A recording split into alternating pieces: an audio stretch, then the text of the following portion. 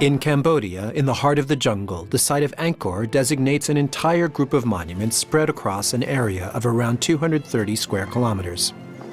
Here stood the capital of the Khmer Empire from the 9th to 15th centuries.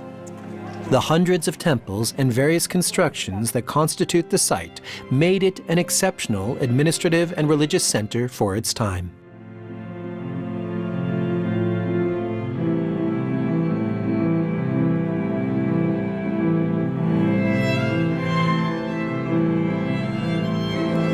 Today in Cambodia, 95% of the population is Buddhist. This religion, introduced to the Khmer territory around the 13th century, ends up seducing the sovereigns of Angkor and supplanting the earlier Hindu religion that was present. But the Khmer retained an old foundation of animism, and their world is populated by genies and spirits, both good and bad. Joined with Buddhism and Hinduism, this animism explains the mystical attitude of the Khmer, who are careful to respect the harmony of the cosmos. The majority of believers hope for a next life without pain thanks to their prayers and numerous offerings. The Cambodian people are a very spiritual people, and they make the best of their obstacles while accepting their fates. Khmer art, which is characterized by representations of gods, men, and animals with strong iconography, developed over a particularly long period, from the 7th century until the 15th, when Buddhism supplanted Hinduism. For specialists, Khmer art is some of the most refined art of Asia. Its rarity and its formal perfection serve as a reference.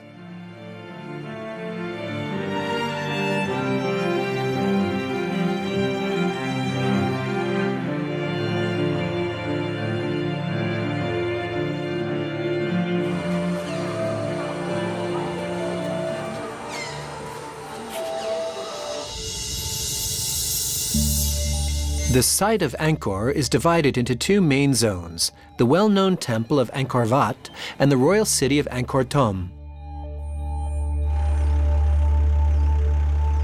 The royal city of Angkor Thom is shaped like a square, with sides that are around 3 kilometers, surrounded by an 8-meter-high wall. In the middle of each of the 4 walls of the enclosure, there's a monumental gate, decorated with immense faces of the 4 great kings of the Hindu pantheon. Each gate has a corresponding causeway that spans the moat. The one that leads to the south gate is guarded on each side by 2 rows of 54 giant statues, the Yaksha.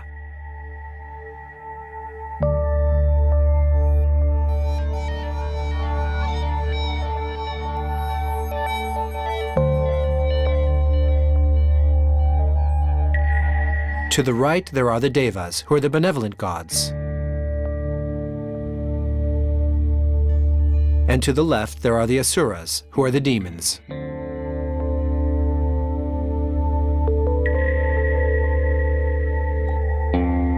Originally, the gods and demons both pulled on a stone serpent, now collapsed, as a representation the churning of the Sea of Milk.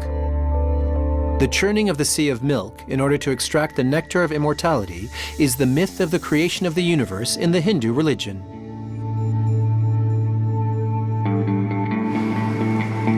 Inside the walls, now invaded by the forest, the 4 gates are extended by perpendicular pathways that meet in the center of the site, where the Bayon is located. The Bayon not only incarnates the creative genius, but in particular the oversized ego of the legendary king of the Khmer Empire, Jayavarman VII, who had it constructed at the end of the 12th century. The Temple Mountain is the most impressive representation of the Baroque style of Khmer art. It was built on the model of a pyramid with 3 floors, with a total height of 43 meters, and is a veritable maze of stairways, towers, and terraces. The structure once had 54 towers, which represented, according to legend, the 54 provinces of the Khmer Empire. The first 2 levels, square and decorated with bas-reliefs, lead to the 3rd, circular level, where strange towers with mysterious appearances stand.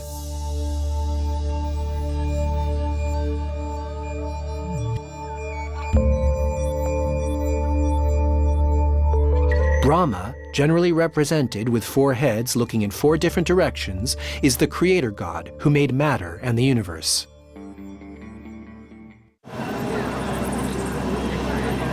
The Bayon is a square structure of around 150 meters per side, and it is also surrounded by walls and gates. Inside the walls, a courtyard contains galleries, 16 chapels, and 2 libraries.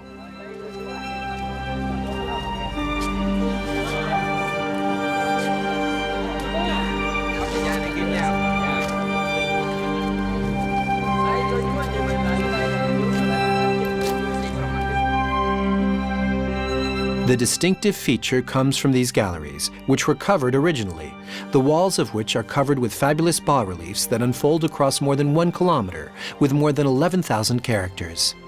These bas-reliefs relate the bloody exploits of the Khmer army from Angkor against the Cham, another rival Cambodian ethnicity.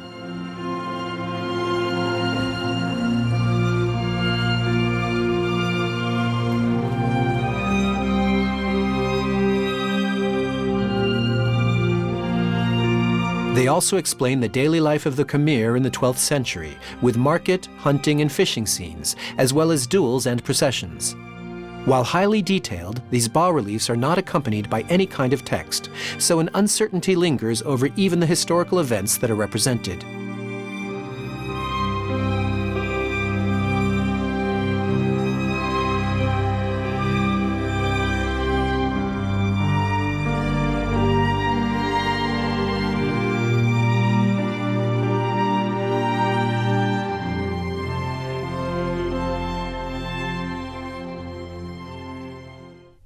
One scene in the southern gallery depicts a naval battle with Cham warriors in boats and dead Khmer fighters beneath the water.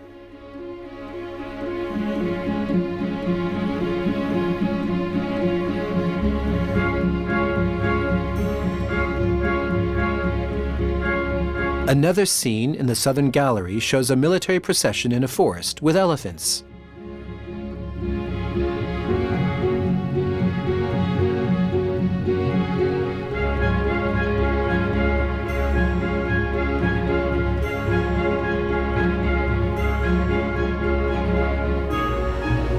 Further away, a naval battle on Tonle Sap, the Great Lake of the country.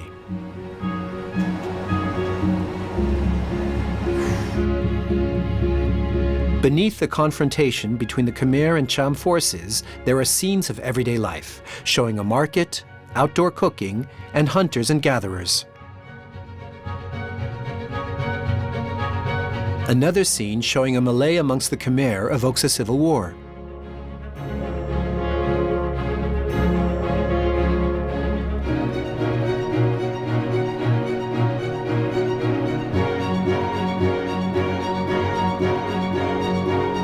Opposite there, in the northern gallery, other scenes show still more victories of the Khmer over the Cham. It should be mentioned that the site of Angkor Thom was built just after the victory of King Jayavarman VII over the Cham armies. So it's normal that the site extols the war feats of its ruler and builder. The Cham had in fact destroyed the first religious and royal complex here, and it is on these ruins that the Khmer built the one that still exists and we can visit today.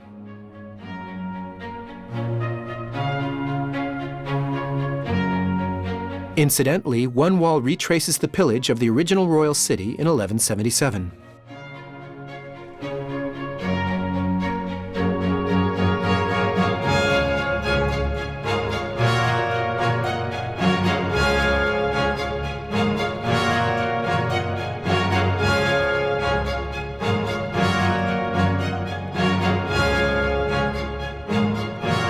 After crossing the courtyard, another gallery circles the temple. It is the interior gallery. Its bas-reliefs, made later, are additions by Jayavarman VIII and are a striking contrast with those of the exterior gallery. Instead of battles and processions, there are scenes from Hindu mythology, like the Apsaras here, who are celestial dancers. Here as well, there's no certainty as to what some panels represent, or what relationships they could have between each other.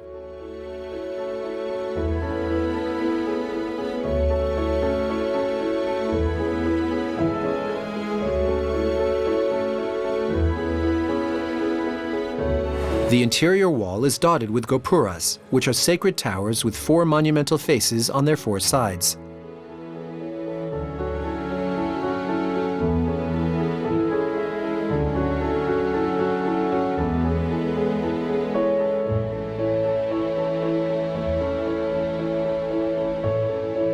On the walls, frescoes line the space, telling less bellicose stories.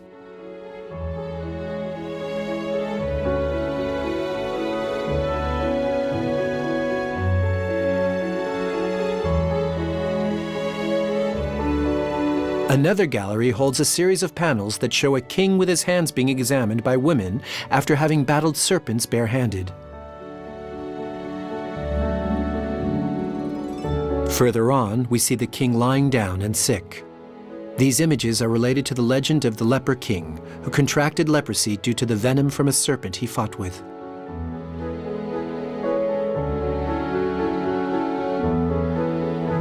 The East Gallery, the pillars of which are also decorated with apsara, is covered with the exploits of the Angkor army against that of the Cham, their hereditary enemies. The king stands on his elephant.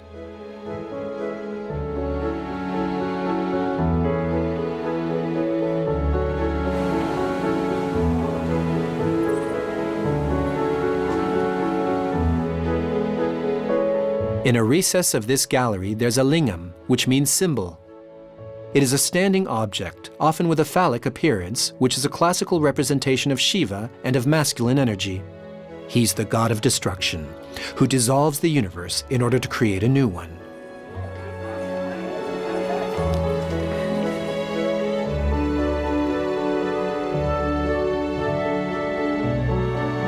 Further on, a Buddha reminds us that the site transitions smoothly from Hinduism to Buddhism.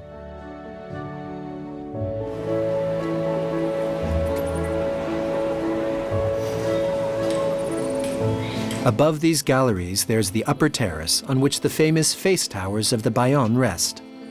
It is a veritable labyrinth in which each square centimeter of stone is carved or sculpted.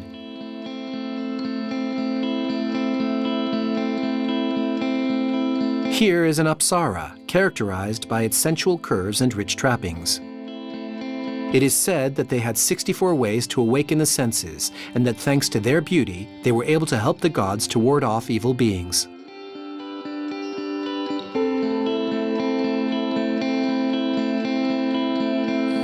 Today, there are vestiges of only 37 of these towers, each of which was decorated with 4 faces illustrating the 4 virtues: sympathy, compassion, loving kindness, and equanimity. In total, that makes 216 enigmatic faces that scan the horizon, as if to guard the subjects of the empire to the far reaches of their territory.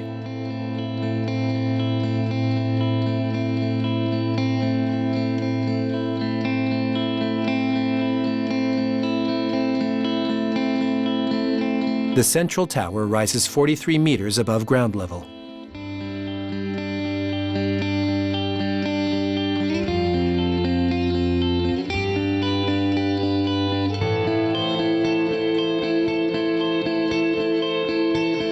It stands against a temple tower that once housed a gigantic statue of Buddha that was nearly 4 meters high, but was demolished under the reign of Jayavaram VIII, who was Hindu.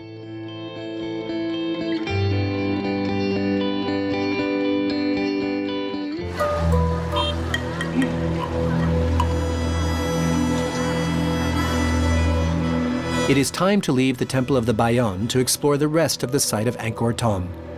Aside from the 4 gates facing in the 4 cardinal directions, there's a 5th gate, the Victory Gate, which leads to the royal palace. The square is topped with 2 richly decorated terraces, which are the access to the royal city. On the left, to the north, there's the terrace of the Leper King. And the main one, the Terrace of the Elephants. From this terrace, the king could salute and honor the armies returning from their campaigns. The Terrace of the Elephants spans over 300 meters in length, and its height, depending on the section, is between 3 and 5 meters.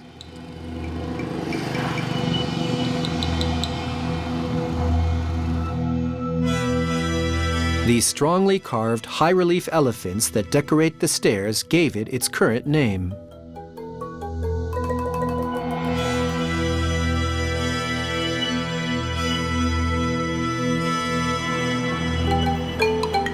Numerous harnessed and mounted elephants form the bas-relief hunting scenes that decorate a great length.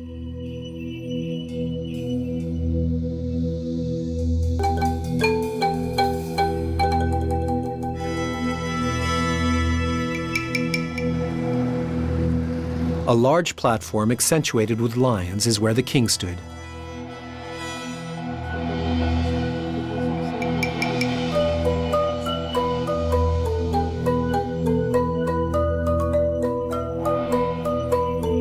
There is also a balustrade in the form of a naga, the giant serpent, which is supported by 54 gods and 54 demons, symbolizing the churning of the sea of milk.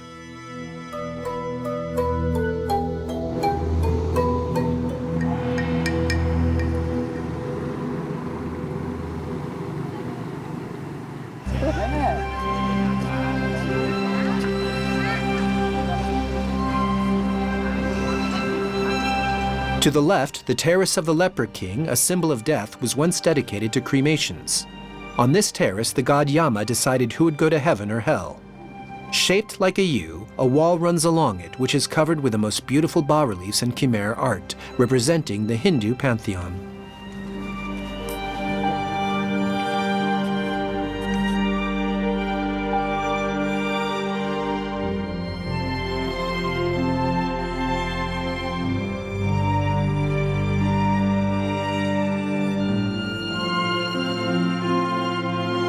Hinduism descends from the Vedic religion, which was the religion of the Aryan invaders who came from the north in the 2nd millennium BC.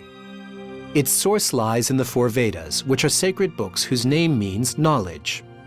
Then these texts were completed by 2 great epic poems, the Ramayana and the Mahabharata, which recounted the exploits of the deities. The Hindu pantheon is very vast. Hinduism is called the religion with 33 million gods. But all these gods are reunited in the 3 main gods, Brahma, Vishnu, and Shiva, who are the 3 aspects of divine power: creation, preservation, and destruction. And their qualities are complemented by those of the multitude of gods in the Hindu pantheon.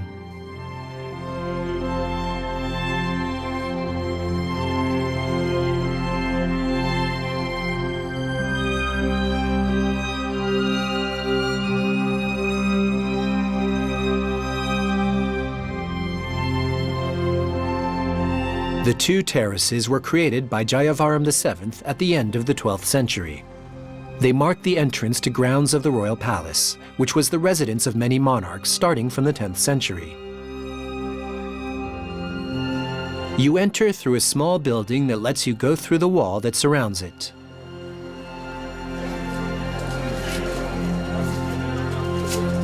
Virtually nothing remains of the royal palace except for this temple, which was constructed before the city itself.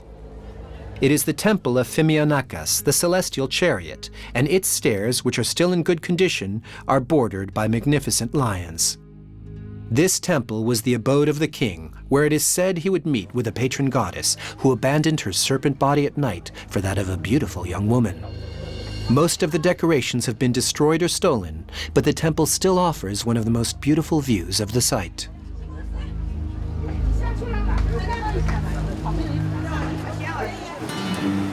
Further away, still on the grounds of the royal palace, the Bafuan, called the Golden Mountain, was built around 1060 to the glory of Shiva. It stood on the summit of an artificial hill, but had practically disappeared beneath the vegetation before being cleared and consolidated in many stages by the French school of the Far East during the 20th century. This immense mountain temple is a 5-level period with 150-meter sides, and consists of 300,000 sandstone blocks weighing 500 kilograms each of them sculpted and unique. Very damaged, its levels have galleries that overlook the jungle.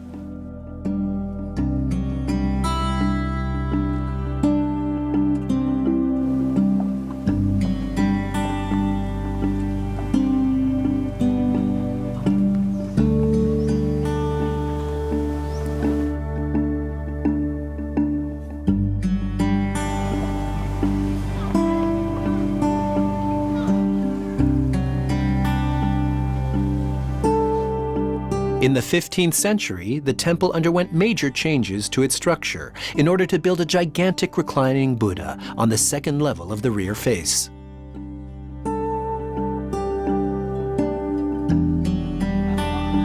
On the site, excavations still make it possible to uncover new structures which had been plundered for their stones over the course of the ages when the site was abandoned.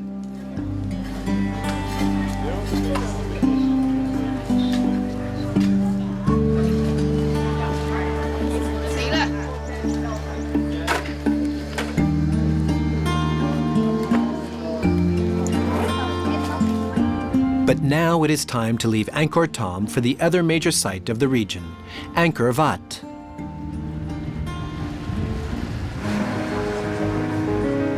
Angkor Wat, Temple City in Khmer, is the largest temple of Angkor, and without any doubt its most majestic. Its silhouette even features on the flag of the country. Built in the 12th century, Angkor Wat was originally a Hindu religious center, entirely dedicated to Vishnu, the protector of the universe.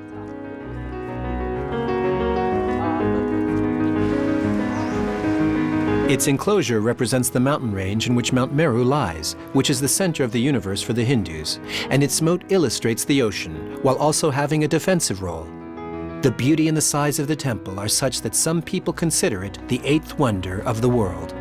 And since 1992, Angkor Wat has been listed as a World Heritage Site by UNESCO.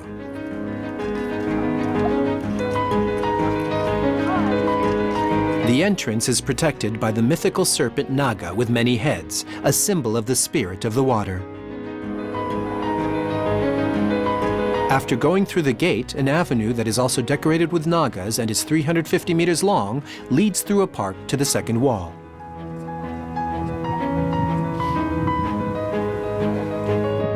On either side of this pathway, there are two structures whose purpose is not known, but are currently called libraries.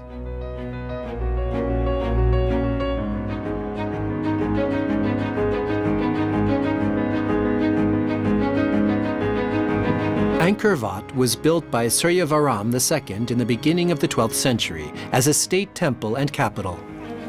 The temple combines two bases of Khmer architecture, the Temple Mountain, designed to represent Mount Meru, the home of the gods in Hindu mythology, and the Gallery Temple.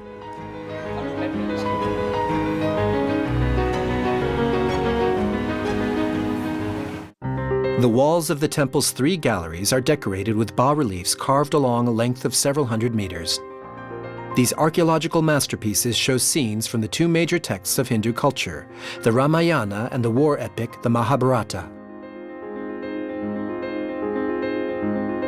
Here is a scene of the Battle of Kurukshetra, which lasted 18 days and brought into opposition the brotherly Kaurava and Pandava clans in a dynastic struggle for control of the Aryan lands north of the Ganges River. The Pandavas, who are demigods, are victorious and take power. But over the course of the battle, numerous dilemmas arise, where ties of kinship, friendship, and loyalty that had been previously made between the combatants of the two clans come into conflict.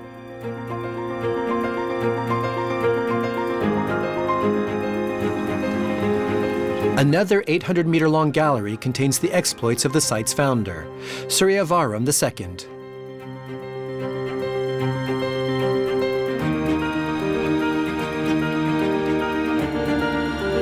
On one of them, we follow a procession of soldiers with officers and horses. There is a review of all the weapons, swords, spears, and bows and arrows, as well as all the costumes. The generals are on elephants driven by mahouts with their hooks.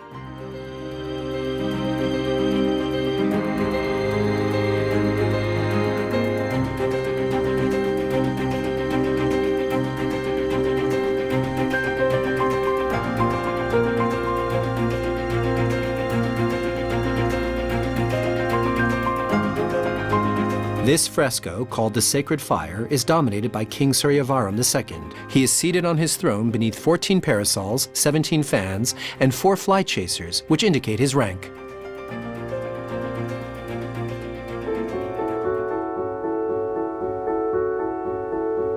Further on, the fresco of Heaven and Hell depicts hell below, earth in the middle, and heaven above. On the two upper panels, you can see characters transported on palanquins.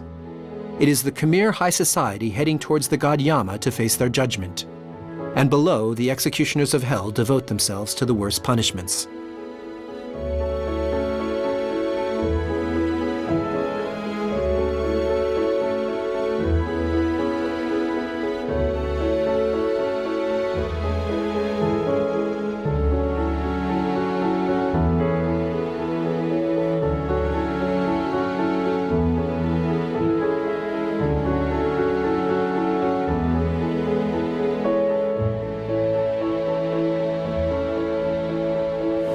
In another gallery, the famous legend of the churning of the Sea of Milk is represented across 49 meters. The churning of the Sea of Milk is the creation myth, which originated in India but was taken up by the Khmer culture. In their joint action, the gods and demons churn the Sea of Milk for 1,000 years to create a drink of immortality. To do this, they use a serpent wrapped like a cord around Mount Mandara. This allows them to turn the mountain in a back-and-forth motion, thanks to the action of the gods and demons who take turns pulling the body of the serpent.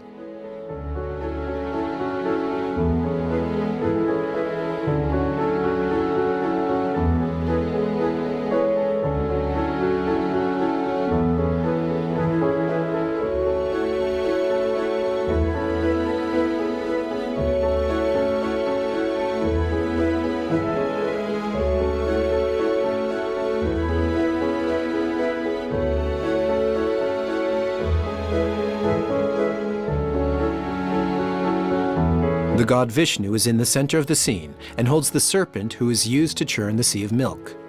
In reality, he is represented twice, in his traditional form and in the form of one of his avatars, the turtle Kurma, on which the mountain rests, but it is not really visible as the scene appears unfinished. This churning also gives birth to marvelous creatures like the moon and the sun.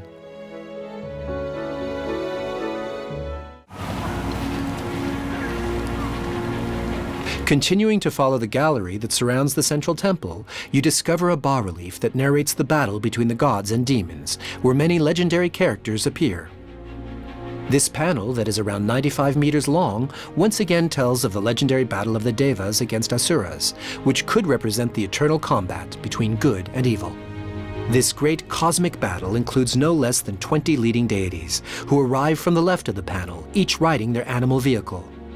All the encounters take place among a jumble of warriors who, with their often disordered attitudes, provide some dynamism to the battle.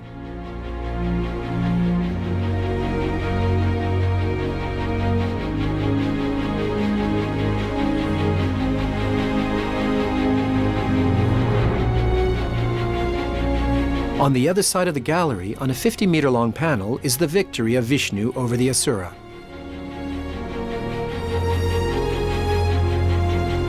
The god is, among other things, depicted on his mount, the bird Garuda, and he successfully confronts the many Asura who assail him from every direction.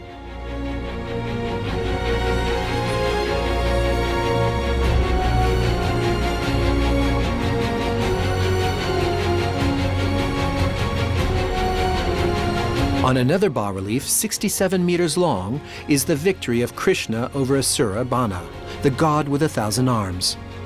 The god Vishnu is manifested here with the traits of Krishna, who is one of his many avatars.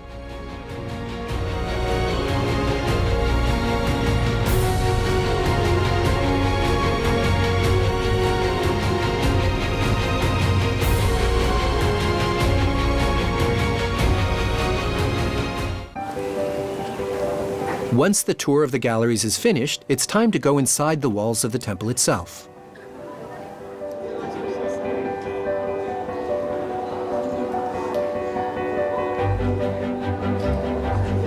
After the gate, a cross-shaped gallery with pulls served as an antechamber for the temple.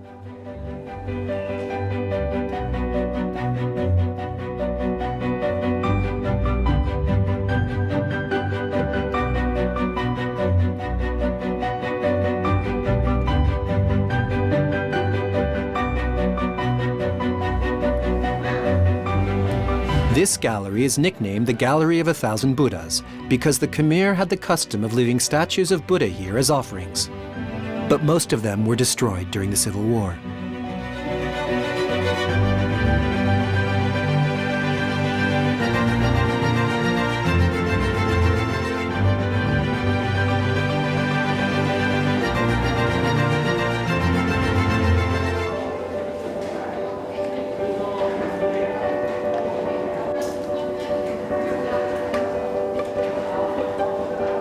Once the gallery and the pulls have been crossed, we arrive at the central temple.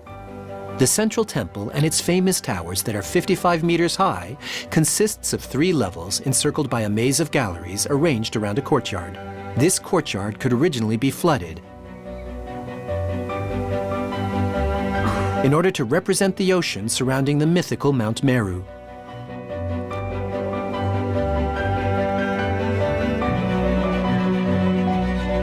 Here as well, each angle is topped by a gopura.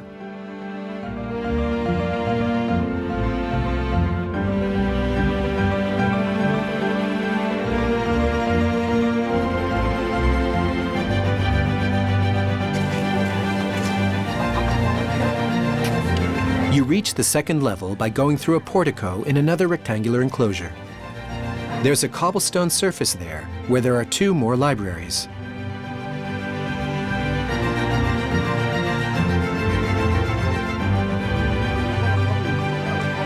All around the central sanctuary, there are finely made galleries with twisted bars and apsaras.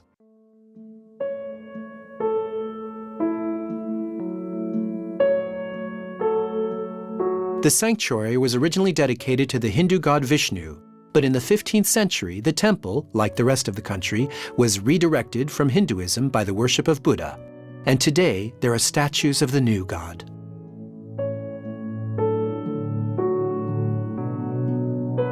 From this esplanade, you reach the central sanctuary via 12 very steep stairways that represent the difficulty of reaching the kingdom of the gods.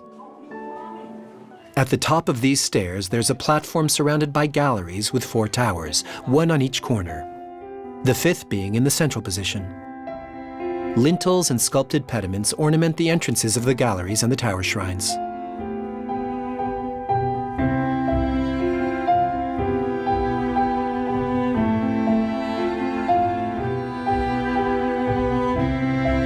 The 4 towers are connected by the galleries.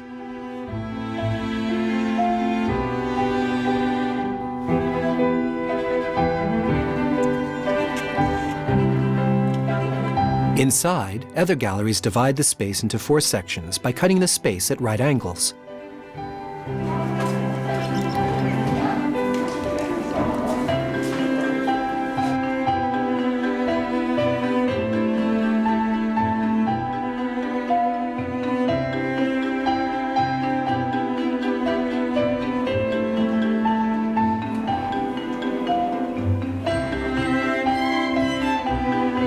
At the junction of the 4 central galleries, the square base of the main tower contains a small shrine on each face, behind which there's the sacred core.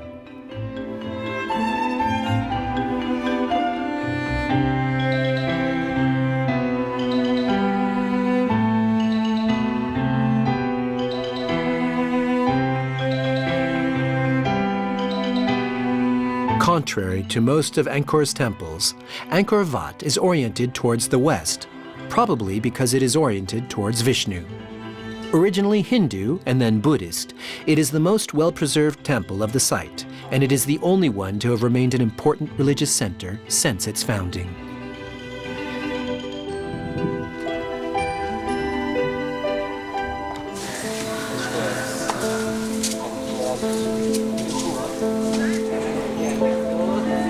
On the site of Angkor, the Ta Prohm temple is without a doubt one of the most fascinating ruins of the site.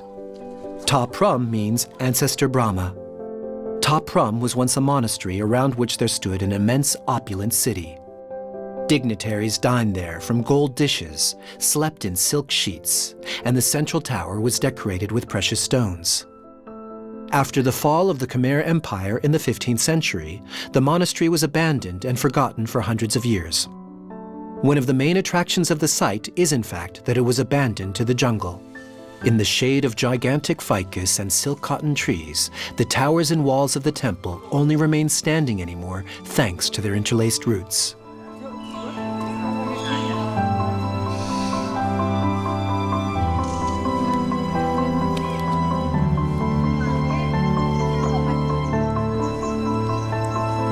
If the temple had to be restored, cutting the trees that invade the ruins would probably lead to the collapse of a large part of the site. Which is why, in the beginning of the 20th century, the archaeologists of the French School of the Far East took the side of leaving it as they had found it.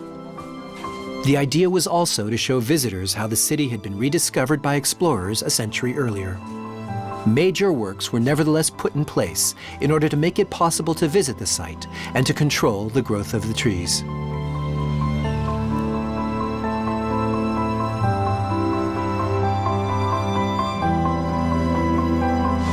The site is truly an image of past splendor,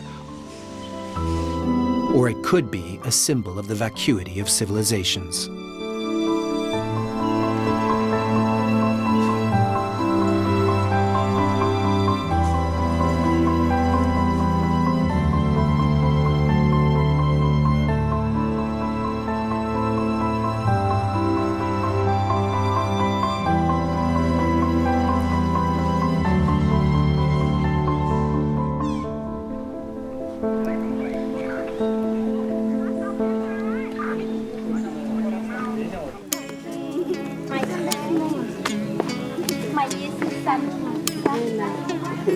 On the site of Angkor, the Preah Khan is a Buddhist temple that was built in the 12th century by King Jayavaram VII, the same one who had the royal city built.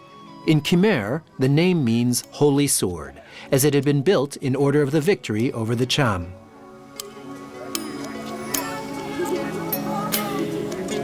Here as well, each of the entrances pointing in the 4 cardinal directions has a pathway that goes over the moat and is decorated with statues of gods and demons, carrying the giant serpent, the Naga.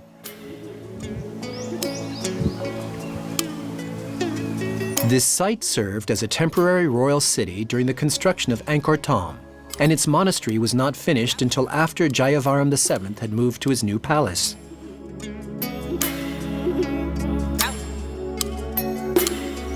The enclosure contains many ancillary structures, including a hall of dancers, ponds, libraries, and cloisters, all interconnected by galleries that you pass through to reach the enclosure of the sanctuary. The sanctuary is surrounded by a wall that is 210 by 160 meters, with large entrance pavilions at each of the 4 cardinal points.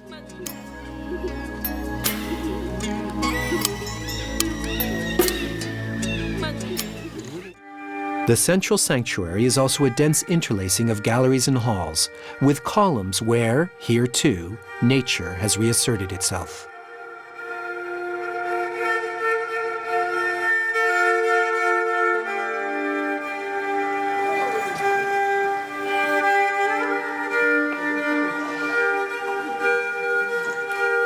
The temple had been dedicated to the father of the builder king, and here and there, in the ruins, you stumble upon magnificent remains like lintels with apsaras.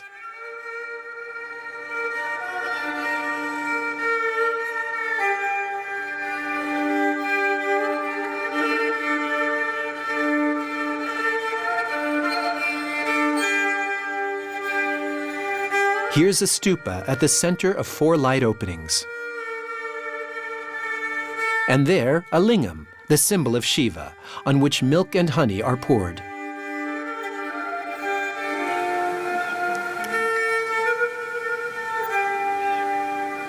Going towards the heart of the sanctuary, we reach the central tower, which now contains a small statue, the original having been looted.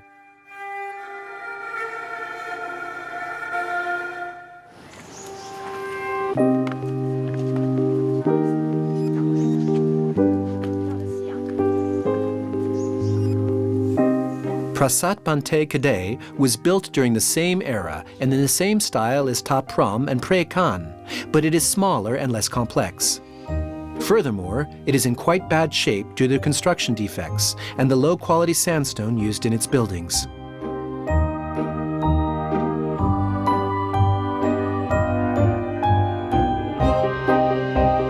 The Khmer Empire lasted 6 centuries, from 802 to 1431, originally with Hindu religious beliefs and later within the framework of Buddhist religious practices.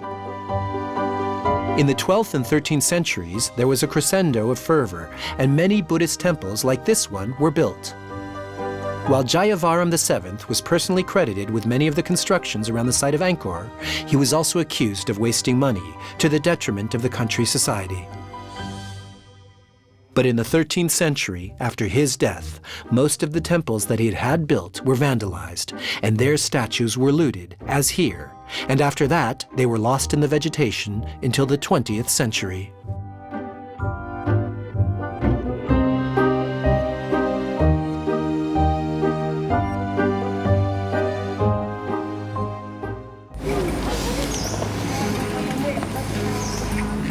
Located to the east of Angkor Thom, north of the road that leads to the Victory Gate, the Thomanon is a Hindu temple built in the 12th century. It consists of a single enclosure surrounded by a ditch moat, containing 2 gopuras, libraries, and a tower shrine.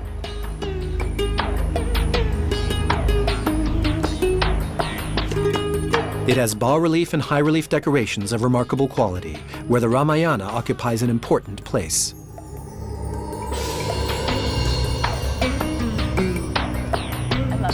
The Ramayana, along with the Mahabharata, is one of the fundamental texts of Hinduism, composed between the 3rd century BC and the 3rd century AD. Made up of 24,000 verses, the Ramayana recounts the birth and education of Prince Rama, who is the 7th avatar of the god Vishnu. The Ramayana contains many tales, but it is not exclusively religious. It also contains legendary, mythical, or cosmic tales, like the creation of the earth, for example.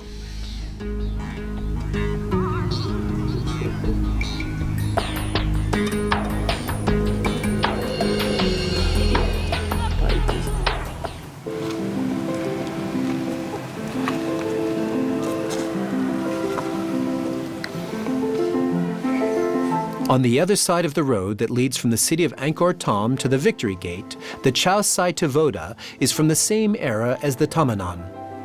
This temple mountain was also encircled by a single wall, surrounded by a ditch moat, and it has 4 gopuras in the 4 cardinal directions, libraries, and a tower shrine. Here too, the bas-relief and high-relief decorations are of remarkable quality and foreshadow the style of Angkor Wat.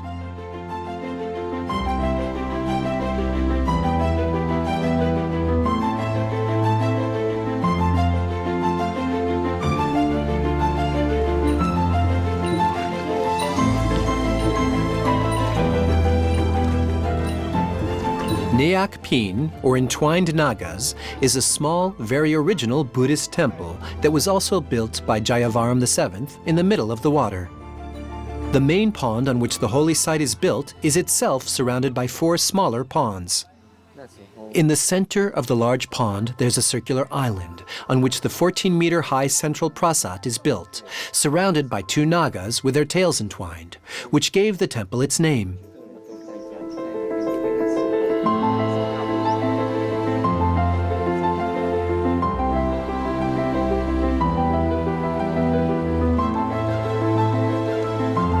Richly decorated chapels form entrances that make it possible for water to move between the different ponds. This temple was a center of purification.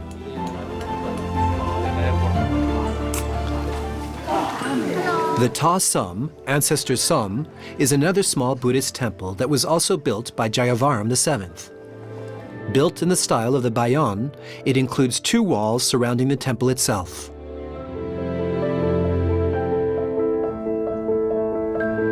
Here, too, the stonework is remarkable in its precision and the elegance of its curves.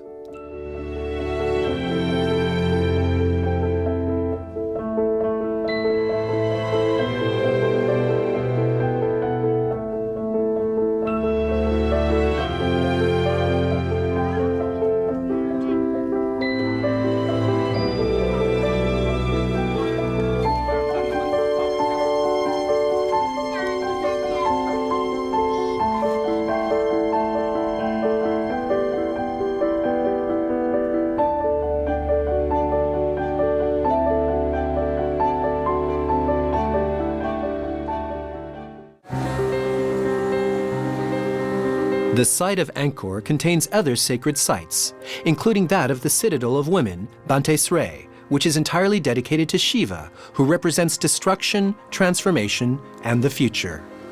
Circled by an exterior moat, it was built in the 10th century using a pink sandstone that takes on different tints depending on the position of the sun.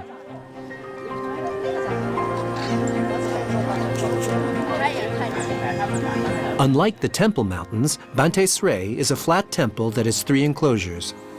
It is in quite good condition and has sculptures of exceptional finesse.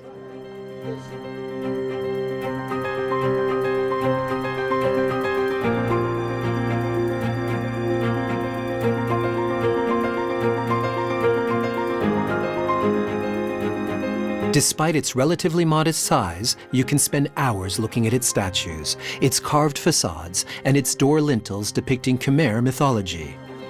It's virtually goldsmithery with stone.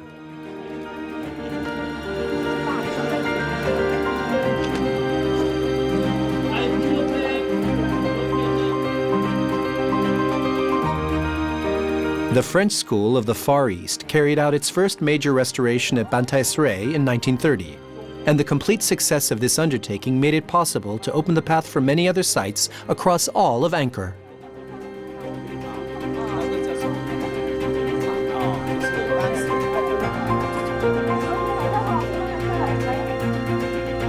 The sculptures and statues are taken from Indian mythology, with many representations of scenes from the Mahabharata and the Ramayana.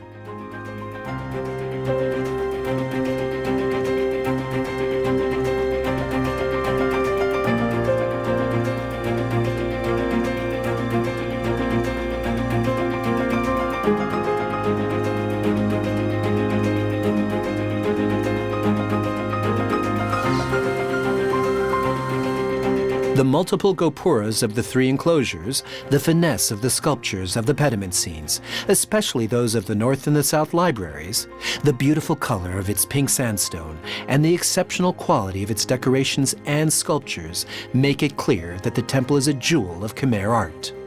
Today, it is considered one of the most beautiful sights of the East.